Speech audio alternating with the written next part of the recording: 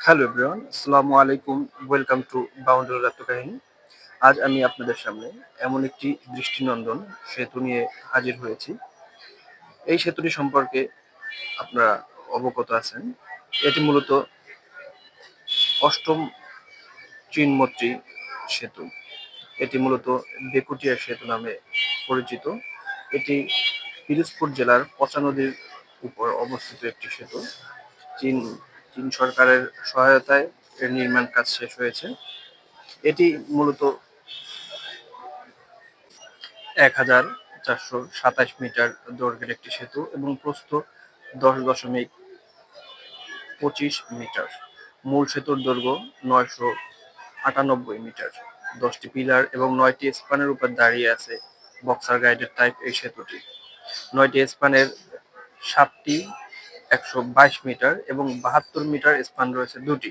সেতুর নির্মাণ কাজ শুরু হয় ২০১৮ সালে এবং শেষ হয় ২০২২ সালে। এর উদ্বোধন করা হয়। সেতুটি উদ্বোধন করেন তৎকালীন প্রধানমন্ত্রী। সেতুটির অফিসিয়াল নাম বঙ্গমাতা শেখ ফজিলাতুন্নেছা মুজিব সেতু, যা অষ্টম বাংলাদেশ চীন মৈত্রী সেতু নামে পরিচিত। সেতুটির নির্মাণ ব্যয় হয়েছে ৮৯৮ কোটি টাকা। এর মধ্যে ৬৫৪ টাকা অনুমোদন দিয়েছে চীন সরকার। বাকি ২৪৪ টাকার যোগান দিয়েছে বাংলাদেশ সরকার। এই সেতুটি মূলত পিরোজপুর জেলার পচা নদীর উপর অবস্থিত একটি সেতু। লোকাল ভাষায় এটি বেকুটিয়া সেতু নামে পরিচিত। এটি দৃষ্টিনন্দন একটি সেতু। এই সেতুটি চীন সরকারের সহায়তায় নির্মাণ কমপ্লিট হয়েছে।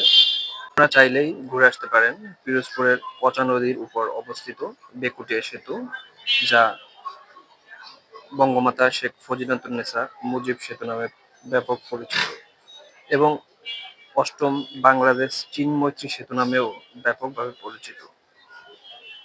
সবাইকে অসংখ্য ধন্যবাদ পাশে থাকার জন্য। আল্লাহ হাফেজ।